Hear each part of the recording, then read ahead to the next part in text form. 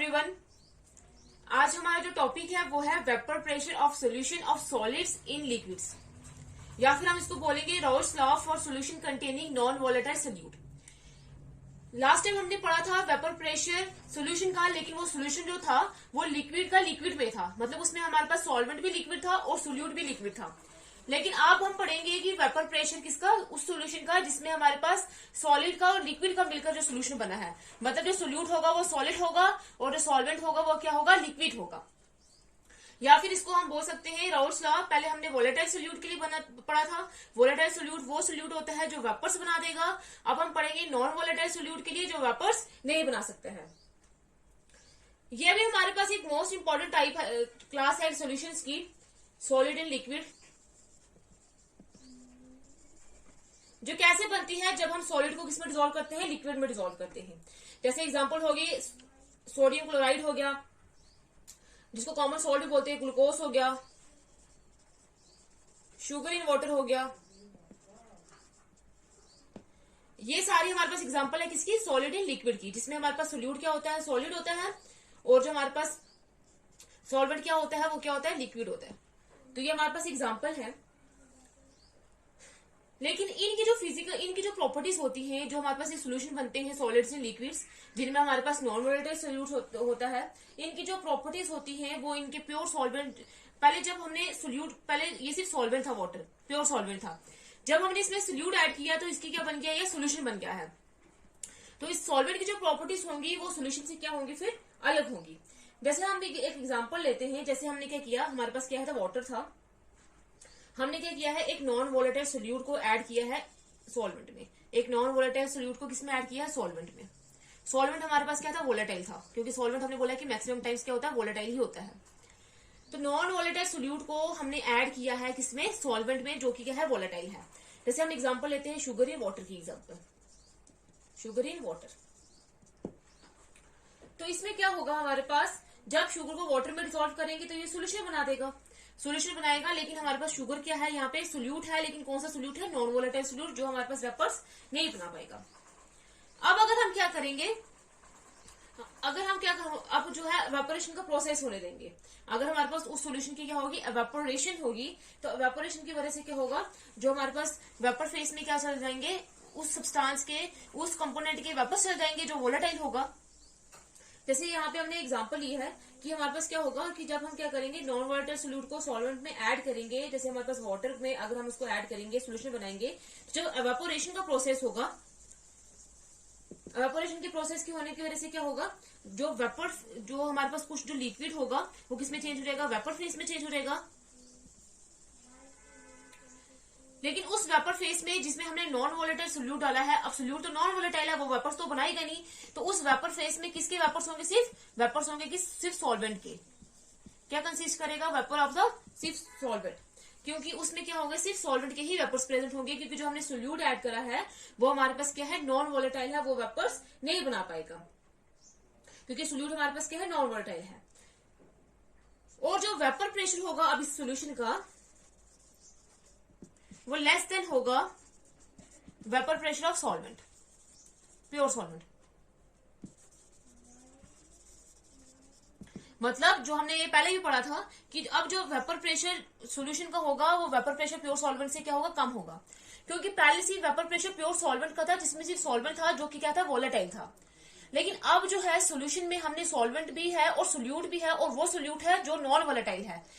और ये हमने पहले भी पढ़ा था जो फैक्टर्स अफेक्टिंग वेपर प्रेशर में, कि जो प्योर सॉल्वेंट होता है, जो प्योर कंपोनेंट होगा, जो प्योर सब्सटेंस होगा, उसका वेपर प्रेशर ज्यादा होगा एज कम्पेयर टू इस सोल्यूशन। तो इसलिए हम बोल रहे हैं कि जो वेपर प्रेशर सोल्यूशन का होगा वो लेस देन होगा than vapour pressure of pure solvent. ये हम एक्सप्लेन करते हैं। अगर हम देखें कि एवापोरेशन जो होता है वो किस पे होता है, सरफेस फेनोमेना, कि जो लिक्विड के जो मॉलिक्यूल्स होते हैं वो क्या करते हैं, एवापोरेट होके वेपर्स के फॉर्म में चेंज हो जाते हैं, जो वोलेटाइल होगा, जो वोलेटाइल लिक्विड होगा। तो हमारे पास क्या होगा, जब हमारे पास ये सॉल्वेंट प्योर सॉल्वेंट होगा जब सिर्फ वाटर के, जैसे अगर हमने वाटर लिया है, शुगर इन वाटर एग्जांपल लिया है, तो जब हम सिर्फ हमारे पास सिर्फ वाटर होगा, तो वाटर क्या होगा, प्योर सॉल्वेंट है, तो सिर्फ इसमें वाटर के ही मॉलिक्यूल्स होंगे। तो जब ये हम क्या करेंगे, जब इनको वेपोरेट होंगे, जब ये वेपोरेट होंगे तो गैसेस फॉर्म में चेंज रहेंगे और सिर्फ इसी के मॉलिक्यूल्स होंगे इस सरफेस में। तो ये आगे स्ट्राइक करेंगे तो इक्विलिब्रियम आ जाएगा, जिसमें rate of evaporation rate of condensation के इक्वल हो जाएगा। तो ये जो प्रेशर एग्जर्ट करेंगे उसी को हम वेपर प्रेशर बोलेंगे।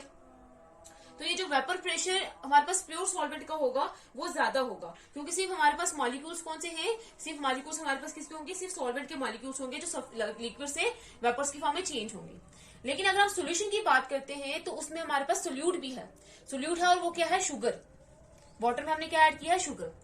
अब इस वाटर के मॉलिक्यूल के साथ साथ हमारे ये जो है सोल्यूट है, जो वाटर के ये जो है शुगर है, और सॉल्वेंट जो है ये क्या है, किसके, वाटर के मॉलिक्यूल से।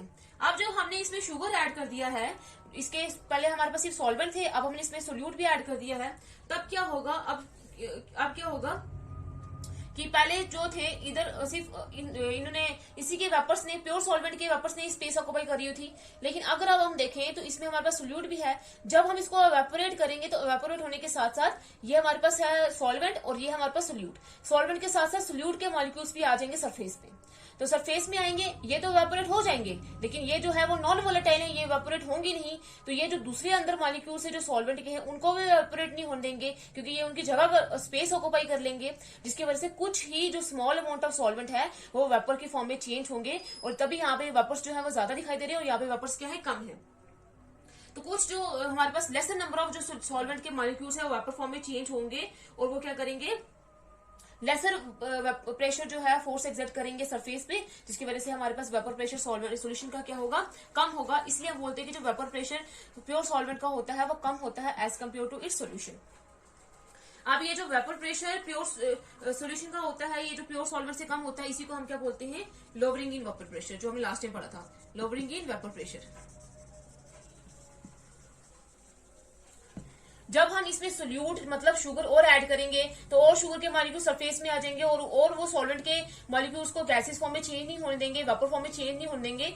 और जैसे जैसे हम शुगर के मॉलिक्यूल्स को, कंसंट्रेशन ऑफ शुगर अगर हमारे पास इंक्रीज होगी, देन वेपर प्रेशर और क्या होता जाएगा, डिक्रीज होता जाएगा, क्योंकि अब जो है हमारे पास और जो है सोल्यूट के जो मॉलिक्यूल्स है वो कवर कर लेंगे स्पेस को, और सॉल्वेंट को वेपोरेट नहीं होने देंगे, गैसेस फॉर्म में चेंज ही नहीं होने देंगे। जब वो गैसेस फॉर्म में चेंज ही नहीं होंगे तो वो क्या प्रेशर एक्सर्ट करेंगे, जिसकी वजह से हम बोलते हैं कि जो वेपर प्रेशर प्योर सॉल्वेंट का होता है वो ज्यादा होता है as compare to its solution. ये था हमारे पास। अब हम डिस्कस करेंगे रोल्स लॉ उस सोल्यूशन के लिए जिसमें हमने नॉन वोलेटाइल सोल्यूट ऐड किया है। और नॉन वोलेटाइल सोल्यूट क्या होगा, वो सोल्यूट जिसमें क्या होता है, वो जो गैसेस फॉर्म में चेंज नहीं हो सकता है।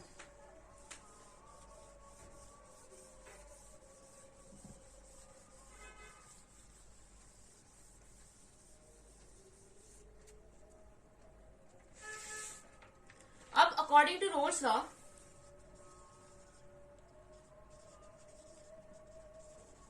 रोल्स लॉ के अकॉर्डिंग क्या है, जो वेपर प्रेशर होता है एक कंपोनेंट का वो डायरेक्टली प्रोपोर्शन होता है मोल फ्रैक्शन के, उसी कंपोनेंट के मोल फ्रैक्शन के। रोल्स लॉ के अकॉर्डिंग क्या होता है, जो वेपर प्रेशर होता है किसी भी कंपोनेंट का वो उसी कंपोनेंट के मोल फ्रैक्शन के डायरेक्टली प्रोपोर्शन होता है। लेकिन जब हमारे पास सोल्यूशन जो है वो नॉन वोलेटाइल होगा, ये वोलेटाइल के लिए है। जब सोल्यूशन हमारे पास नॉन वोलेटाइल होगा, जिसमें हमारे पास नॉन वोलेटाइल सोल्यूट हमने ऐड किया होगा, तो सिर्फ सॉल्वेंट के जो मॉलिक्यूल्स होंगे वो खाली वेपर फेज में प्रेजेंट होंगे, क्योंकि वो तो अगर हमारे पास नॉन वोलेटाइल सोल्यूट होगा, पहले जब वोलेटाइल था तो सोल्यूट के मॉलिक्यूल्स भी थे वेपर फेज में और सॉल्वेंट के भी थे।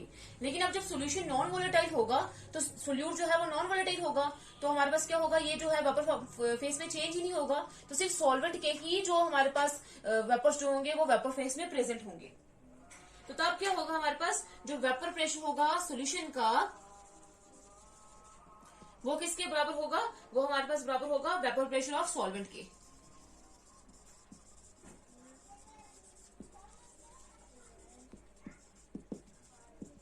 इन द सोल्यूशन पहले हमारे पास टोटल वेपर प्रेशर जो सोल्यूशन का था वो किसके बराबर था, दो जितने भी कंपोनेंट्स जो प्रेजेंट है सोल्यूशन में, मतलब अगर हमने वोलेटाइल सोल्यूट और वोलेटाइल सॉल्वेंट लिए होंगे तो उसमें था vapour pressure of solvent plus vapour pressure of solute, क्योंकि दोनों क्या थे, वोलेटाइल थे। अब जो है वेपर प्रेशर का सोल्यूशन का जब हमने नॉन वोलेटाइल सोल्यूट ऐड किया है तो वो वेपर्स नहीं बना पाएगा, तो वेपर प्रेशर सोल्यूशन का किसके बराबर हो जाएगा, vapour pressure of solvent in the solution के बराबर हो जाएगा। तो अगर हम वेपर प्रेशर ऑफ सोल्यूशन को मानते हैं PS और वेपर प्रेशर जो सॉल्वेंट का होगा उसको हम मानते हैं PA, तो ये हमारे पास ये आ जाएगा, ये होगी हमारे पास इक्वेशन फर्स्ट। यहाँ पे PS क्या है, vapour pressure of the solution, और PA क्या है, vapour pressure of the solvent in the solution, जिसमें हमने क्या ऐड किया है, नॉन वोलेटाइल सोल्यूट ऐड किया है। अब अगर हमारे पास काई ए हम लेते हैं मोल फ्रैक्शन ऑफ सॉल्वेंट, काई ए को लेते हैं हम क्या, mole fraction of solvent, then according to Raoult's law जो हमने कल पढ़ा था, जो हमारे पास वेपर प्रेशर होगा किसी सॉल्वेंट का सोल्यूशन में वो किसके बराबर होगा, उसके प्रोडक्ट के बराबर होगा, किसके प्रोडक्ट के बराबर, उसी कंपोनेंट का जो हमने कंपोनेंट लिया है, तो यहाँ पे सॉल्वेंट लिया है तो उसी कंपोनेंट के जो हमारे पास वेपर प्रेशर होगा उसका प्योर स्टेट में इनटू में क्या हो जाएगा, उसी कंपोनेंट के मोल फ्रैक्शन के बराबर हो जाएगा। तो हमने यहाँ पे सॉल्वेंट लिया है तो उसको हमने ए से रिप्रेजेंट किया, तो मतलब उसके जो वेपर प्रेशर होगा सॉल्वेंट का वो किसके बराबर हो जाएगा, प्रोडक्ट के बराबर, किसके प्रोडक्ट के बराबर, उसी के वेपर प्रेशर के बराबर, लेकिन प्योर स्टेट में, और मल्टीप्लाई में क्या आ जाएगा, उसी की मोल फ्रैक्शन के बराबर। ये होगी हमारे पास इक्वेशन 2। अब इसको हम कंपेयर जब करेंगे, इन दोनों को कंपेयर करेंगे फर्स्ट एंड सेकंड को, on comparing first and second we get, तो पी एस अब किसके बराबर हो जाएगा, पी ए की वैल्यू अपनी क्या निकाली है, पी नॉट ए और काई ए, ये आ जाएगा। ये होगी हमारे पास इक्वेशन क्या, थर्ड, ये होगी हमारे पास इक्वेशन थर्ड। अब जो है इसका मतलब ये है कि जो रोल्स लॉ की स्टेटमेंट होगी for the solution containing non volatile solute, उसमें क्या होगी, at a given temperature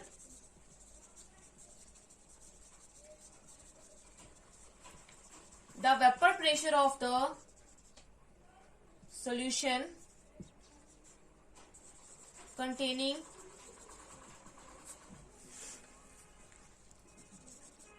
non-volatile solute is directly proportional to the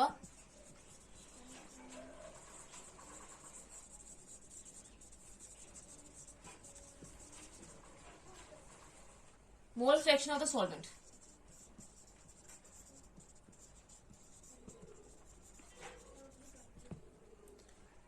यहाँ पे हमने निकाला था जब हमने बोला था कि ये जो वेपर प्रेशर किसी का प्योर स्टेट में होता है वो क्या होता है, कांस्टेंट होता है।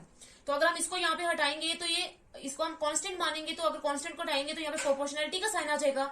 तो roles law non volatile solute के लिए क्या बोलता है कि एट अ गिवन टेम्परेचर जो वेपर प्रेशर होगा सोल्यूशन का जिसमें हमने नॉन वोलेटाइल सोल्यूट ऐड करा है वो डायरेक्टली प्रोपोर्शन होगा किसके, मोल फ्रैक्शन के।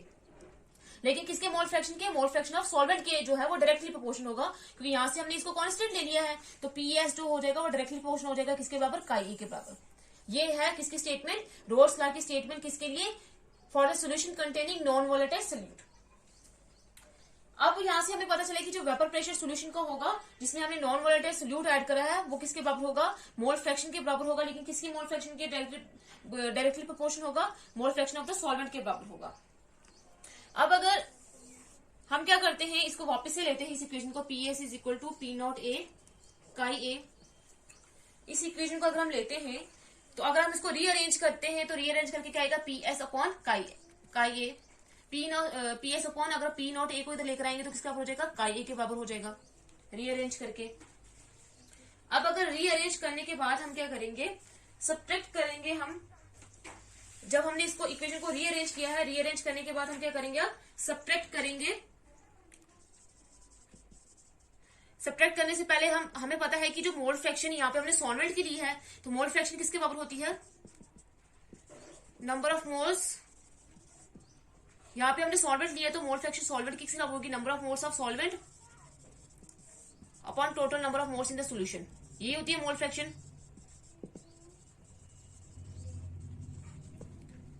तो ये जो है हमारे पास मोल फ्रैक्शन जो है सॉल्वेंट की किसके बराबर हो जाएगी, number of moles of solvent, वो हम रिप्रेजेंट करते हैं Na से, टोटल नंबर ऑफ मोल्स जो सोल्यूशन में है उसको हम रिप्रेजेंट करेंगे। सोल्यूशन में हमारे पास सोल्यूट भी होगा और सॉल्वेंट भी होगा। तो नंबर ऑफ मोल्स अगर सॉल्वेंट के Na है तो नंबर ऑफ मोल्स जो है वो सोल्यूट के कितने होंगे, Nb। तो टोटल नंबर ऑफ मोल्स कितने हो जाएंगे, Na प्लस Nb। ये आ गया हमारे पास काई ए। अब इसकी वैल्यू हम पुट करेंगे यहाँ पे, तो आ जाएगा PS upon P nought A is equal to Na upon Na plus Nb। ये आ गया।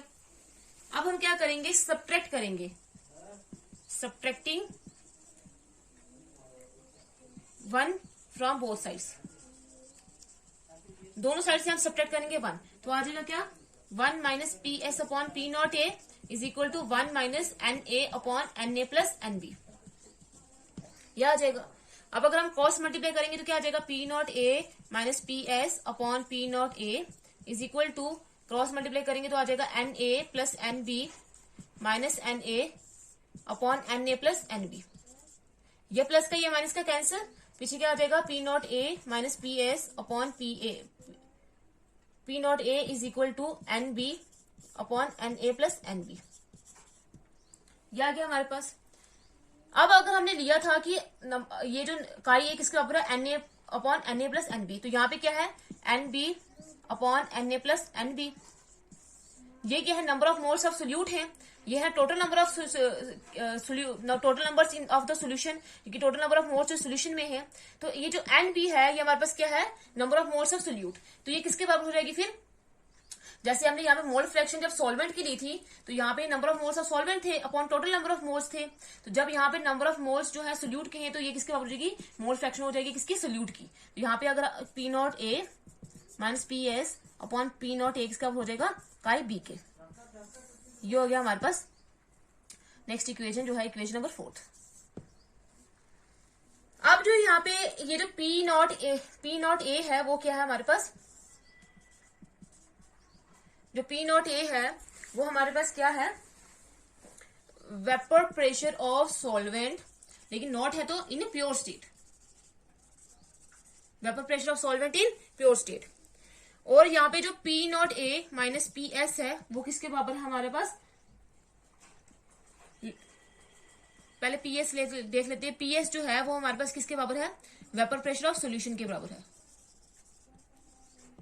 और P nought A minus PS किसके बराबर होगा, ये हमने लास्ट टाइम पढ़ा था कि जो हमारे पास क्या होता है, वेपर प्रेशर किसी भी vapour pressure of solvent in pure state minus जो वेपर प्रेशर ऑफ सॉल्यूशन जो होता है उसका डिफरेंस जो किसके बराबर होता है, लोअरिंग ऑफ वेपर प्रेशर। तो ये किसका हो जाएगा, लोअरिंग ऑफ वेपर प्रेशर। जब हम क्या करेंगे, P नॉट ए को minus PS lowering of vapour pressure को डिवाइड करेंगे vapour pressure in pure state से, तो वो हमारे पास बन जाएगी relative lowering of vapour pressure. वो हमारे पास क्या हो जाएगा, relative lowering of vapour pressure. तो यहाँ पे P nought A minus PS किसके बराबर है, लोअरिंग ऑफ वेपर प्रेशर। और अगर हम पूरी टर्म को लेंगे तो वो किसके बराबर हो जाएगी, relative lowering of vapour pressure. तो यहाँ से हम रोड्स की एक और स्टेटमेंट जो है वो देख सकते हैं कि जो relative lowering of vapour pressure होता है उस सोल्यूशन का जिसमें नॉन वोलेटाइल सोल्यूट ऐड किया होता है वो किसके बराबर होता है, हमारे पास मोल फ्रैक्शन ऑफ सोल्यूट के बराबर होता है। यहाँ से हमें इस इक्वेशन से क्या पता चल रहा है कि जो रिलेटिव लोअरिंग ऑफ जो वेपर प्रेशर होता है किसी भी सोल्यूशन का वो किसके बराबर, अगर जिसमें हमने नॉन वोलेटाइल सोल्यूट ऐड करा है वो किसके बराबर होगा, मोल फ्रैक्शन ऑफ सोल्यूट के इक्वल होगा।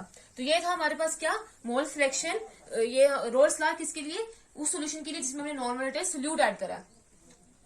तो यहां से हमें स्टेटमेंट क्या मिली थी जब हमने देखा था रोल्स लॉ की नॉन वोलेटाइल सोल्यूट के लिए कि गिवन टेम्परेचर में जो वेपर प्रेशर होता है सोल्यूशन का जिसमें हमने नॉन वोलेटाइल सोल्यूट ऐड करा होता है वो डायरेक्टली प्रोपोर्शनल होता है उसके सॉल्वेंट के मोल फ्रैक्शन के बराबर होगा। क्योंकि यहाँ पे सोल्यूट का कोई काम ही नहीं है, क्योंकि सोल्यूट हमारे पास यहाँ पे हमने क्या ऐड किया है, नॉन वोलेटाइल सोल्यूट ऐड करा है।